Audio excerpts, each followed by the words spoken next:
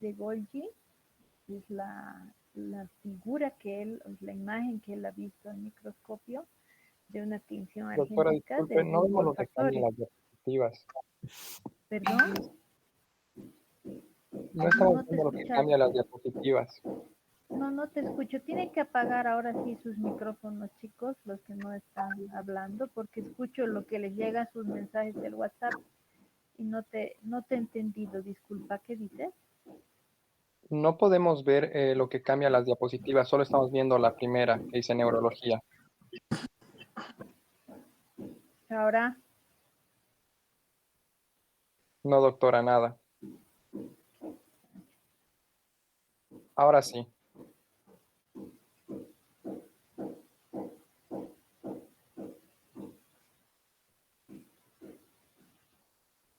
ahora, Ahora vemos en la definición de neurología. no. Y está la del dibujo, ¿no se ve? No, doctora. Se ve la No, que pega doctora, y no se ve. Claro, ¿qué pasa?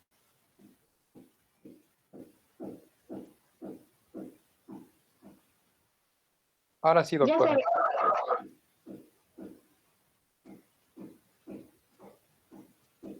Y ahora, ¿se puede ver Sí, el doctora. dibujo? Ahora podemos ver el dibujo. Ya, perfecto. Entonces les decía que este es un dibujo hecho a mano por Golgi que ha sido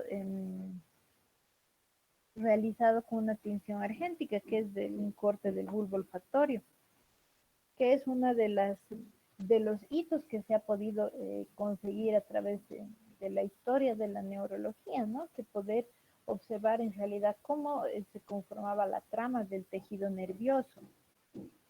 Vamos a empezar por definir la neurología y debemos decir y debemos entender que la neurología es una especialidad de la medicina que se encarga de estudiar la anatomía, el funcionamiento de las enfermedades del sistema nervioso, tanto el central como el periférico. Esta es una lámina para recordar en qué consiste o cómo está conformado el sistema nervioso. Y el sistema nervioso está conformado por el sistema nervioso central y el periférico. Dentro del sistema nervioso central está el encéfalo, que está conformado por el cerebro, el cerebelo, el tronco encefálico y la médula espinal, que es parte del sistema nervioso central, el sistema nervioso periférico conformado por los nervios, o sea, todas las raíces nerviosas que salen de la médula espinal, además del sistema simpático y parasimpático, y todos ellos que están conformados por estructuras más pequeñas que son las neuronas, y existen muchos tipos de neuronas dependiendo la región o la estructura que estemos nosotros observando. Estas son fotografías electrónicas de neuronas de distintas regiones del sistema nervioso central, especialmente del cerebro. Disculpe, doctora, seguimos viendo el dibujo. No ha pasado las diapositivas. ¿Qué será lo que pasó?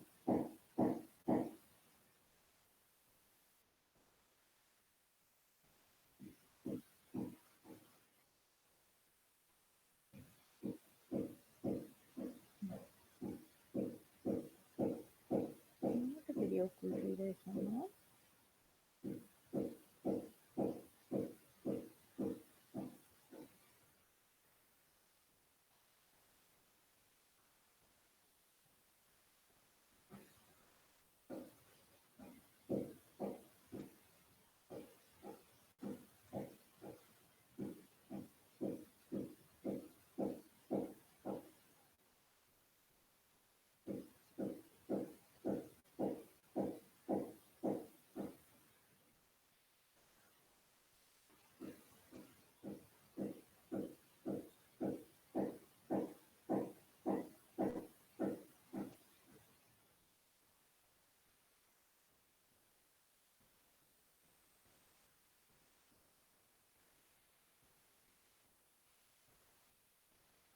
Ahora pueden ver. del dibujo, ¿sí? Chicos, Sí, se ve, doctora. hola, ya. Ahora, Se ve, he doctora, enviado, estamos en la diapositiva. ya, ahora he cambiado. Seguimos en la misma diapositiva, doctora. Bueno, ni modo, vamos a tener que pasar así. Ahora sí, ¿ven? Sí, doctora. Sí, doctora.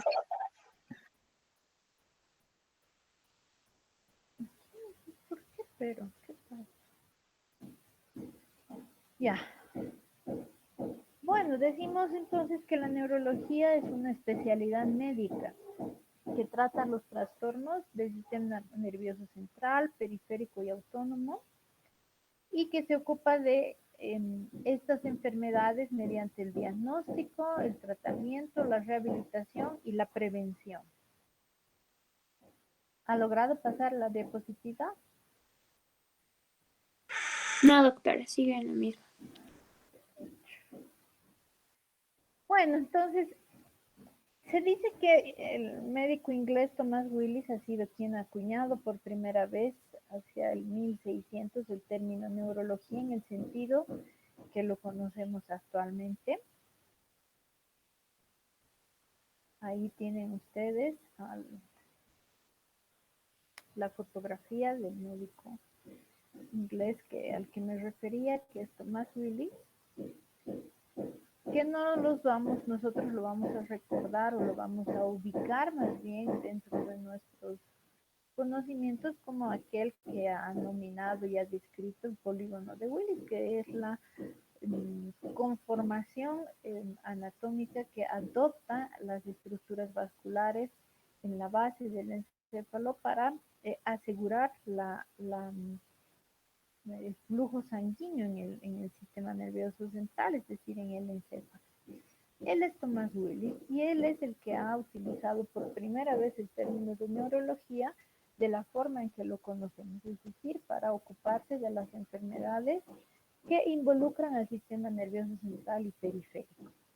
Por supuesto, las patologías, los trastornos neurológicos existen antes de que el humano incluso pisara la Tierra y prueba de ello es que hay un estudio que data de 1929 que analiza fósiles de un pequeño dinosaurio, de una ave, que la antigüedad de estos fósiles sobrepasa los 100 millones de años y que hacen entender que probablemente la muerte de estos dos seres haya sido motivada por una meningoencefalitis.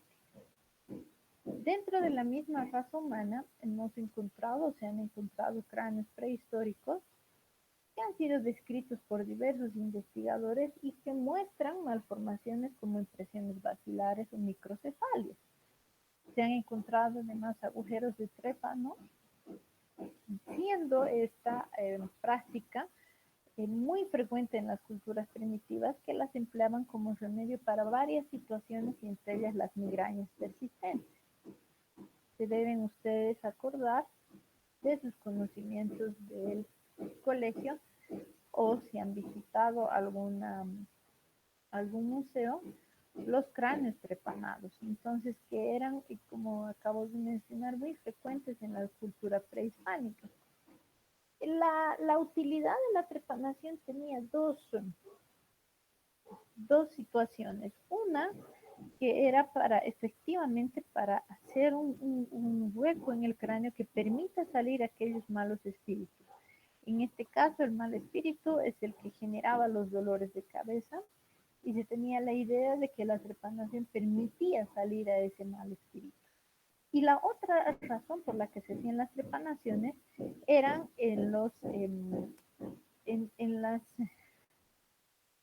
luchas, ¿no? En las batallas que existían entre las tribus o entre culturas distintas. Entonces,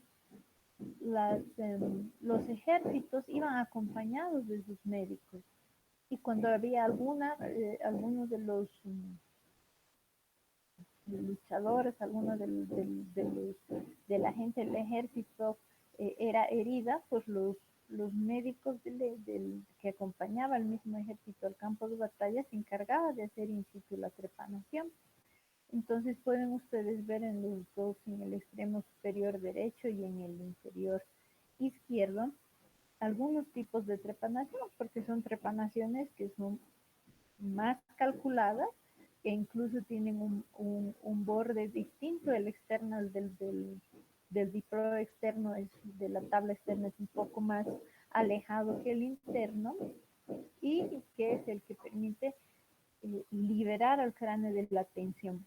Ahora, lo que no sabemos es si efectivamente había ese razonamiento de liberar la tensión externa del encéfalo que se ejercía a través del sangrado, o probablemente había algún componente espiritual místico que era el que primaba sobre este acto médico. Pero tenemos sí registros de esta práctica médica. Ahora bien, la primera monografía sobre un proceso neurológico ha tenido lugar en manos de los griegos.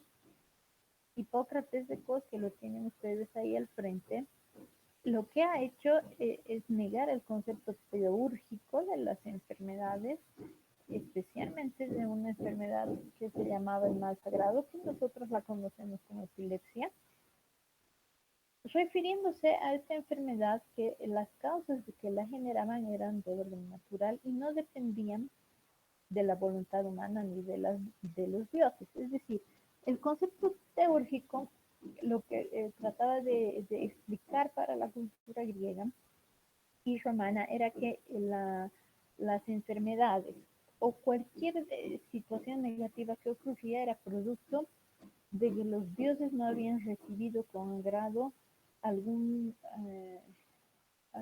obsequio que el humano había hecho, alguna ofrenda que este humano había hecho. Entonces, producto de esa mala respuesta, esa mala actitud de determinado dios hacia el humano, sobrevenía la enfermedad o alguna desgracia. Entonces, Hipócrates niega ese concepto y dice, no, la epilepsia, es decir, la enfermedad comicial, tiene una causa natural, no depende de los dioses. No obstante, tenemos que esperar hasta el año 1882 para que se establezca la primera cátedra de neurología, instaurándose así de una vez y para siempre la nueva especialidad de manera oficial.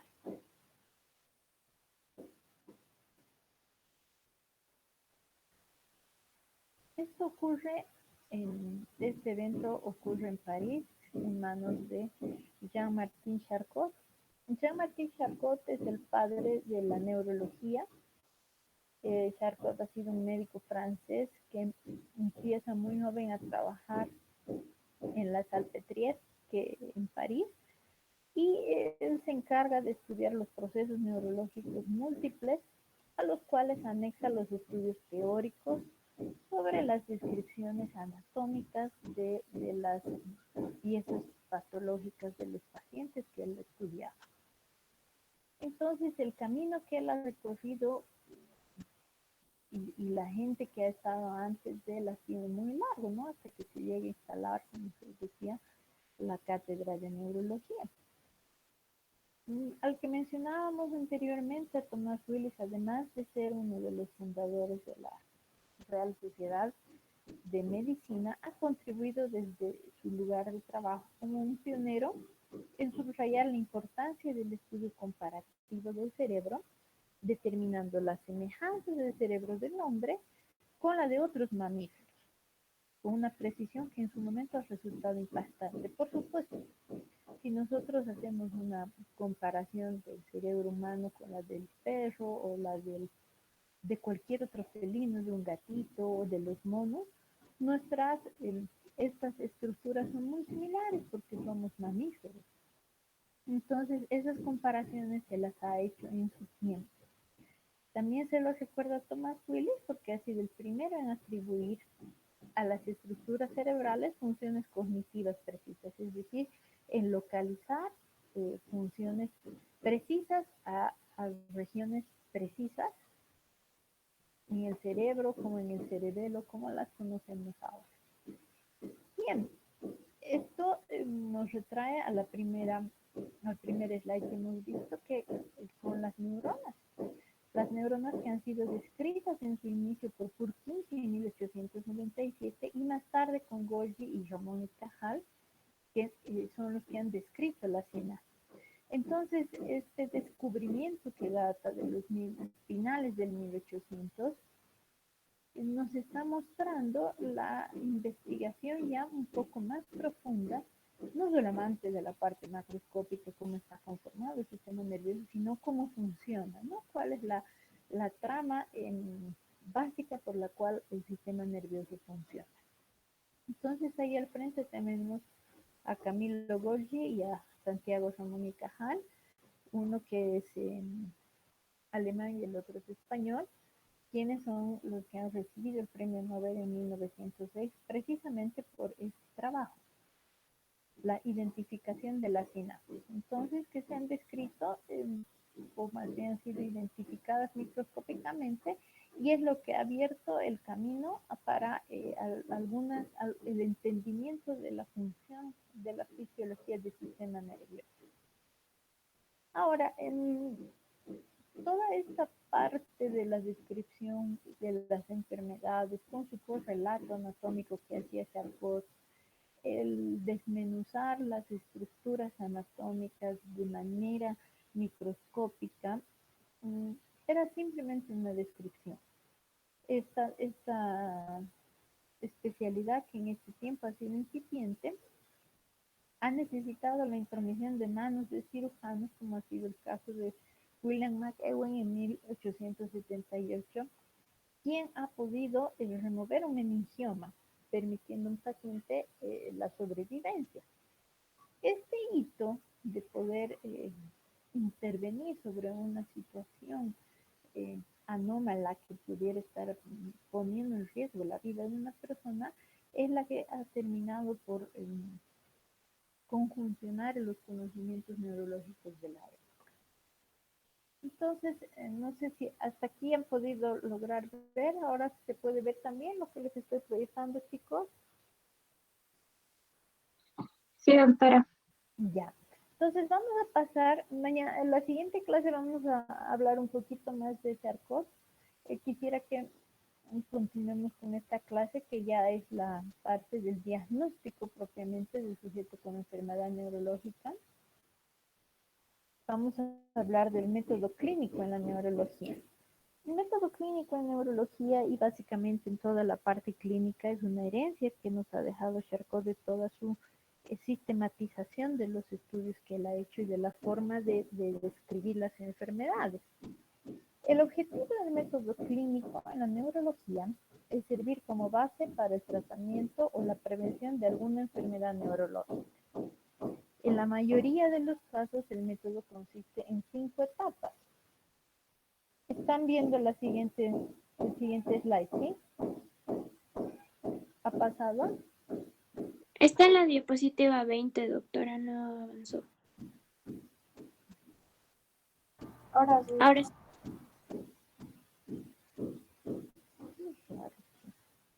Ahora, Sí, doctora. ya. Ya se ve. Entonces, el primer paso es la identificación de los síntomas y los signos mediante el interrogatorio y la exploración física. Estos son, este es un proceso que ustedes ya lo han aprendido en semiología y se aplica para todo nuestro actuar médico, ¿no? Entonces, el interrogatorio y el examen físico es la primera cosa que hacemos. El segundo, que son los síntomas y signos físicos que los consideramos importantes respecto al problema en cuestión, debemos interpretarlos en términos fisiológicos y anatómicos. Es decir, hacer una identificación de trastornos de la función y de la estructura anatómica involucrada. El tercer paso es elaborar el diagnóstico anátomo-topográfico, es decir, la localización del proceso patológico. Hacemos la identificación de las partes del sistema nervioso afectadas, donde se reconoce un grupo característico de síntomas y signos, los cuales constituyen un síndrome, lo que nos ayuda a identificar el lugar y la naturaleza de la enfermedad. Entonces, nosotros hacemos primero el interrogatorio, examinamos y esta información debemos correlacionarla con un lugar en el sistema nervioso.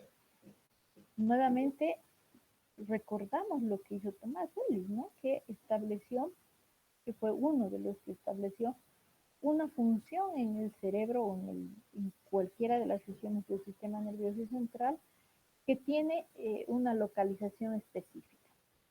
Por ejemplo, el cerebelo tiene la función específica de control del equilibrio y la coordinación.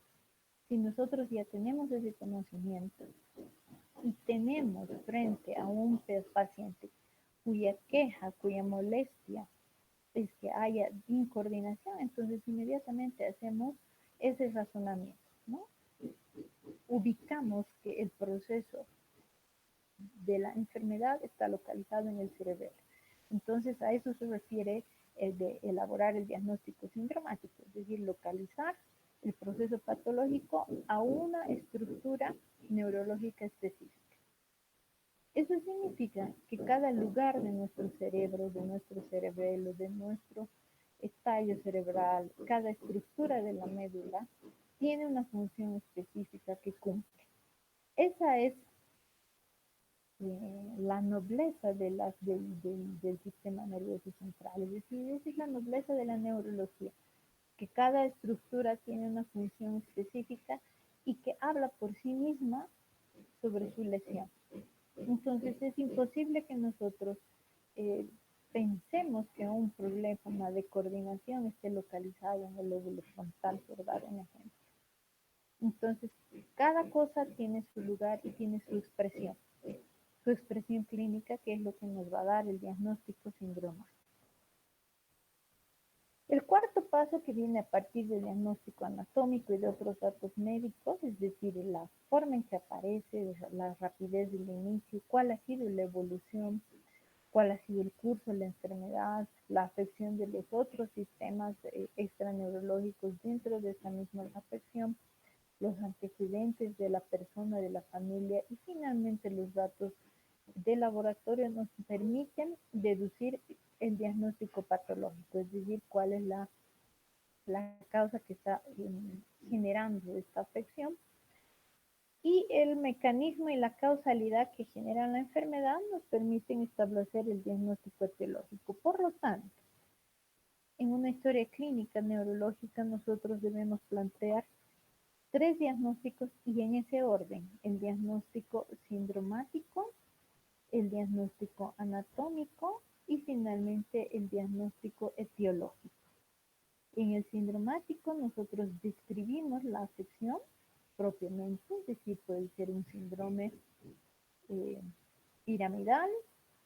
Describimos la localización, que puede ser es decir, la región que está afectada, y en el diagnóstico etiológico establecemos cuál es el mecanismo que ha generado este problema. Por decir un ejemplo más, el accidente vasculocerebral derecho, y el etiológico corresponde a una fibrilación auricular. Entonces, en ese orden, primero va el diagnóstico sindromático, luego el anatómico y finalmente el etiológico, a través de todo este razonamiento y todo este trabajo que tenemos que hacer con el paciente por medio de la pregunta, el examen y los estudios complementarios si así se requiere. El último punto, que es la elaboración del diagnóstico funcional, es una última etapa que en realidad se refiere a la valoración del grado de incapacidad del paciente. En este caso se determina si la incapacidad es temporal o permanente y es de gran importancia para el tratamiento de la enfermedad y para estimar el potencial de restablecimiento de la función, es decir, el pronóstico. Entonces, en el diagnóstico funcional en neurología, habitualmente nosotros establecemos cuál va a ser la secuela que va a quedar a causa del impacto de la enfermedad que tiene este paciente en cuestión. Generalmente una agresión al sistema nervioso deja alguna secuela, aunque sea muy pequeña, en virtud a que el tejido nervioso es altamente especializado, por lo tanto, no se regenera. Una vez que una neurona muere, esta muere y con ella mueren o desaparecen la función que cumplía. Si son neuronas que están localizadas, por ejemplo, en el área del control del lenguaje, la secuela va a ser la falta o la dificultad para entender o comprender el lenguaje, es decir, alteraciones en la capacidad de expresión verbal. Y eso es irreversible porque con la muerte neuronal, que sobreviene por cualquier agresión, ya sea vascular, tóxica, hipóxica, la que fuera, siempre hay una secuela. El sistema nervioso central no se regenera. Entonces, esa también es la razón por la que está tan protegido, está dentro de una cavidad cerrada, dura, que es el cráneo, y la médula está escondida igual en una cavidad dura, que es toda la columna vertebral, precisamente porque es lo más delicado y lo más noble que tenemos y que hace la diferencia de los humanos entre sí y del resto de los animales que habitan la Tierra. Entonces, ya recapitulando en este algoritmo, decimos cuáles son los pasos del diagnóstico de la enfermedad neurológica. Primero, identificación de los hechos clínicos a través del interrogatorio y de la exploración neurológica. Esta información la sometemos a una interpretación, es decir, la interpretación de los síntomas y signos en términos de fisiología y anatomía, es decir, entender, hacer el razonamiento de dónde está localizada la lesión, lo que nos permite formular, hacer una formulación sindromática y la localización de la lesión. Ese es nuestro diagnóstico anatómico. El diagnóstico anatómico asociado al modo de inicio y evolución más otros datos médicos más las pruebas de laboratorio apropiadas nos van a dar el diagnóstico etiológico o patológico. Hasta aquí tienen alguna consulta, chicos.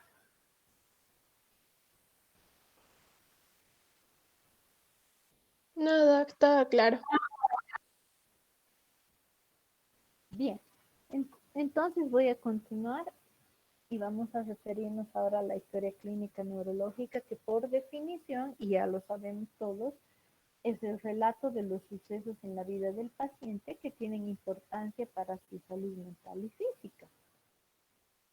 La historia clínica se compone y escribe un relato basado en hechos proporcionados por el paciente y otros informantes que pueden ser acompañantes o familiares, y que está ofrecido de manera espontánea o bien basado con firmeza en investigaciones capacitadas. Es decir, nosotros empezamos a hacer un proceso de investigación a través del interrogatorio. Y este es el primer proceso que hacemos, que es la anamnesis. La anamnesis, como todos ustedes saben, es el término que nosotros empleamos para referirnos a la información que nos proporciona el propio paciente durante la entrevista clínica, con el fin de incorporar esa información a la historia clínica del paciente. Para hacer un adecuado anamnesis, nosotros debemos tener en cuenta algunas claves, como ser el contacto visual con el paciente, es decir, prestar atención a la persona con quien estamos nosotros haciendo nuestro interrogatorio, generar el trato más adecuado, escuchar al paciente, pero también dirigir nuestras consultas. Por lo tanto, debemos saber qué preguntar y cómo preguntar sin influir sobre lo que nosotros vamos a obtener de la información del paciente. Debemos tomar las notas y en el momento adecuado preguntar, qué es lo más importante, sin vertir opiniones, hacer un resumen adecuado, es decir, aprender a saber resumir, observar el lenguaje no hablado del paciente y también la presentación personal. En la inspección general que nosotros hacemos importa mucho la observación. Por lo tanto, debemos observar algunos signos que son obvios, como por ejemplo la postura anormal, debilidad en un lado del cuerpo, la presencia de temblores, si hay tosis palpebral, si hubiera estrabismo, movimientos involuntarios o deformidades. Debemos escuchar cómo habla el paciente, el aliño, es decir, de la ropa, si el paciente está bien vestido, está aseado, si su ropa está limpia, la expresión, la postura, la movilidad del paciente, que son datos que nos están dando mucha información del paciente solamente por medio de la observación. Por lo tanto, chicos, el 80% de la información que nos permite elaborar el diagnóstico viene de la historia clínica, es decir, del escuchar y el observar. Y el 20% restante lo aporta la exploración física, es decir, el examen clínico. Nuestra sospecha clínica, en sí, nuestra impresión diagnóstica viene de estos dos elementos que son confirmados con nuestros datos paraclínicos, llámense estudios de imagen o de laboratorio. Por lo tanto, es importante que aprendamos a apegarnos a una secuencia, es decir, aprender a tener una secuencia en nuestra elaboración de la historia clínica y apegarnos a esa secuencia, es decir, al orden. Todos sabemos cómo está compuesta una historia clínica y la historia clínica neurológica no varía en esta secuencia semiológica. Está conformada, por supuesto, por la ficha clínica, el motivo de la consulta, los antecedentes heredofamiliares, los personales no patológicos, los personales patológicos, la evolución del padecimiento actual o la historia de la enfermedad actual, el interrogatorio por aparatos y sistemas, la exploración física, finalmente nuestro diagnóstico, el tratamiento y el plan.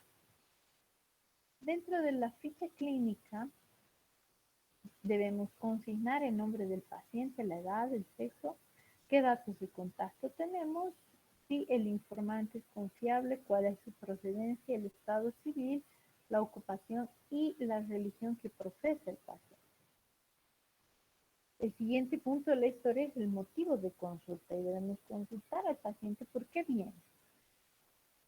Esta es la pregunta clave para poder hacer y resumir el concepto sintetizado. ¿Por qué? El paciente acude al hospital por una razón concreta. Entonces, ¿por qué viene?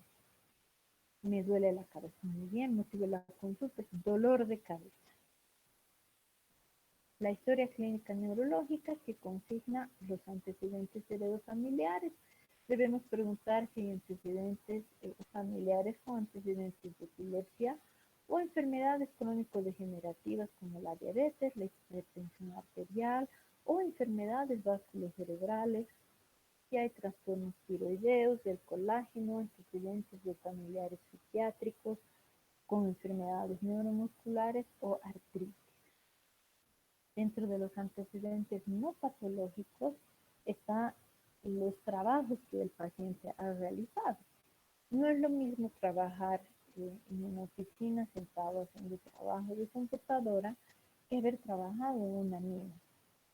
Luego el consumo de sustancias, y entre ellos está el consumo de marihuana, de cocaína o el abuso de alguna otra sustancia que debe estar también consignado y tiene mucho peso para la presentación de enfermedades cerebrovasculares. Otro tipo de hábitos tóxicos como el consumo de cigarrillos y alcohol, y se debe preguntar el número de cigarrillos que se fuman por día.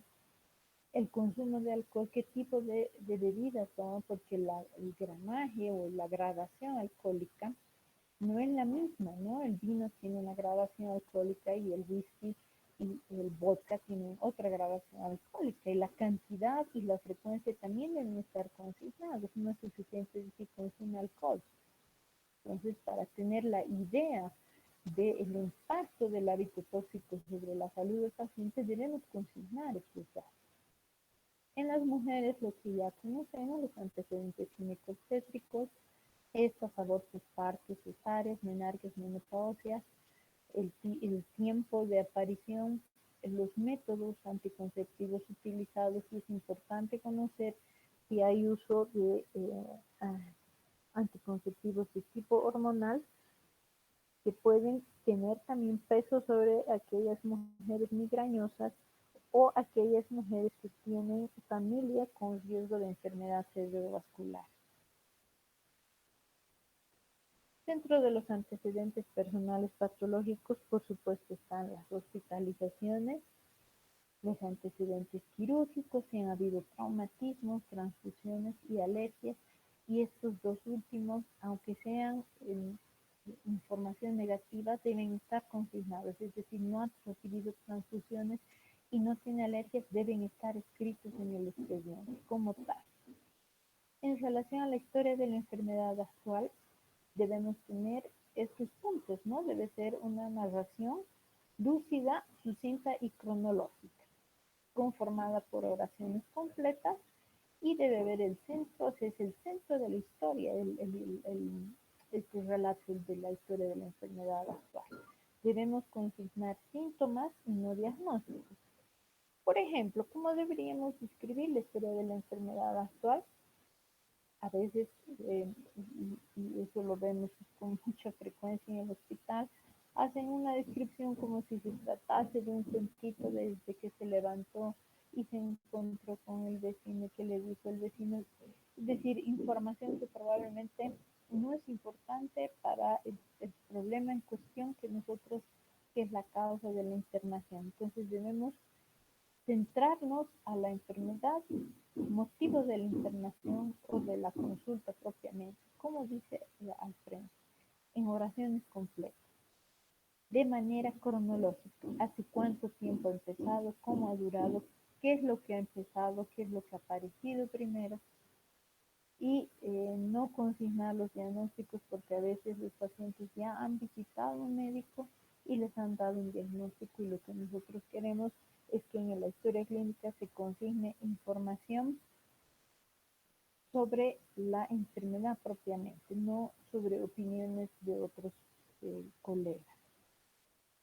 En el interrogatorio por aparatos y sistemas debemos preguntar sobre los patrones del sueño del paciente, sobre cómo funciona su digestión, el grado de energía, si han habido cambios en el peso corporal, en cuánto tiempo y cuánto, el apetito, la menstruación, las alteraciones de la función intestinal y vesical,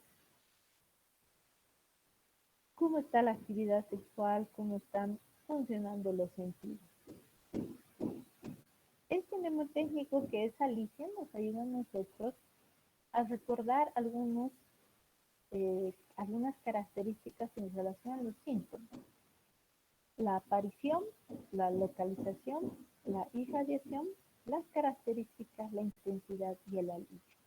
Estas características que están consignadas al frente, estas 6 características, se aplican para todo, tanto para el dolor como cualquier otra molestia. Entonces es importante mencionar todo esto para la descripción de la historia de la enfermedad actual.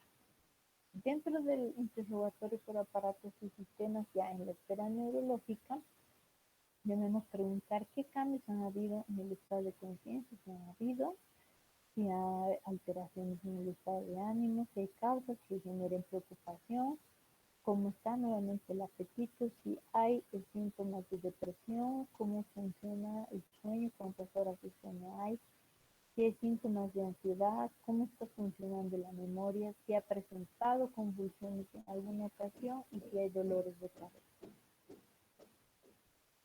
En relación a los sentidos, la percepción del olfato y del gusto, en la vista, si utiliza lentes, si hay alteraciones en el oído en relación a disminución de agudeza auditiva o tinnitus o vértigo, cómo está el habla, cómo está la deglución, la fuerza muscular, si hay espasmos o movimientos involuntarios, si hay síntomas sensoriales, si hay dolor, si hay temperatura, si hay parestesias y qué tratamientos hubiera recibido para cualquiera de estas molestias.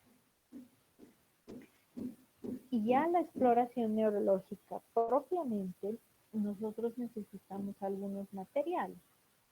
Tenemos al frente los martillos de reflejos osteotendinosos. Estos martillos tienen diversas formas y hay dependiendo de dónde provengan. Por ejemplo, estos martillos redondos son de la escuela británica, que también la utilizan los médicos americanos. Este martillo también algunos médicos americanos y el martillo más común que conocemos y que todos casi lo utilizamos es este. Muchos de los martillos tienen incorporada ya esta agujita para hacer la sensibilidad. Este otro martillo tiene además un cepillito aquí en la base del mango para poder ver la sensibilidad al martillito, pero cualquiera de ellos es útil para poder ver los reflejos osteotendinosos. Luego, otro de los materiales que necesitamos para la exploración es una linterna para ver los reflejos pupilares. Necesitaríamos un oftalmoscopio para hacer un examen de fondo de ojo, un diapasón para ver cómo está la agudeza auditiva e incluso para ver la sensibilidad profunda.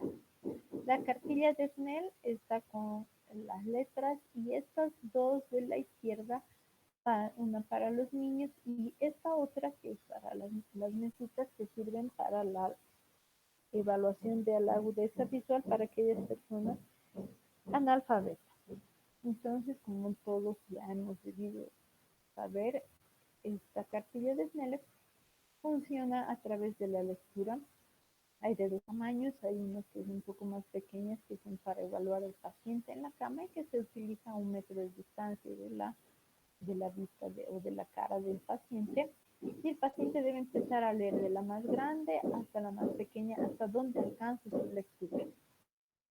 Entonces, donde se detenga su lectura, ahí corresponde un grado de visual, que es de 20-25. O sea, la mejor visión es la de 20-20, ¿no? Que es prácticamente a este lado. Por eso se dice visión 20-20. Luego estos materiales que ya son para la exploración general, que todos los conocen, el bajalenguas, algunos cotonetes, el tensiómetro y el fonendoscopio en caso de que requiriésemos evaluar la presión arterial o necesitemos hacer la auscultación cardíaca.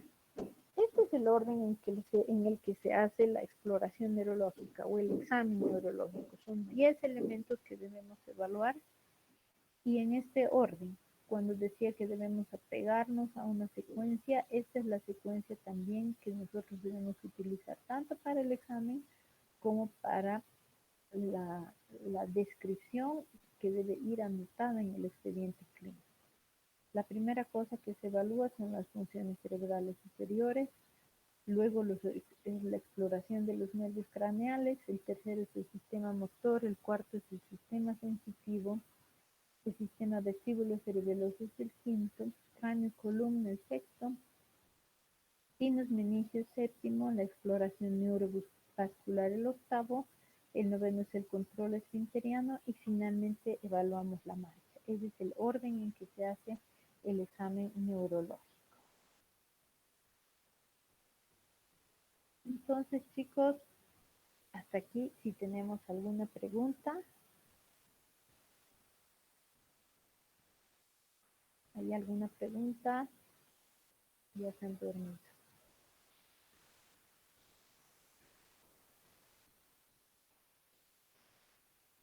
Hola. No, no, doctora, quedó todo claro. Bueno, entonces para la próxima clase quiero que elaboren toda esta primera parte de la historia clínica, es decir, la anamnesis y la recolección de todos estos antecedentes y la historia de la enfermedad actual con algún familiar o si quieren hacer grupos de 2 personas por parejas, como estamos 42, entonces podríamos hacer parejas de 2 y hacer una historia clínica. Y vamos a ir avanzando con la elaboración de la historia clínica a medida que vayamos describiendo toda la parte de semiología neurológica. Entonces conformen grupos de 2 personas, es decir, parejas, para que empecemos a hacer la historia clínica. Hagan la conformación, tienen unos 5 minutitos para que podamos saber quiénes son las parejas que están conformadas, y ya para la próxima semana vamos a ir presentando las historias clínicas. Les doy 5 minutos para que hagan y me van a presentar en una presentación quiénes son los que van a hacer los grupos.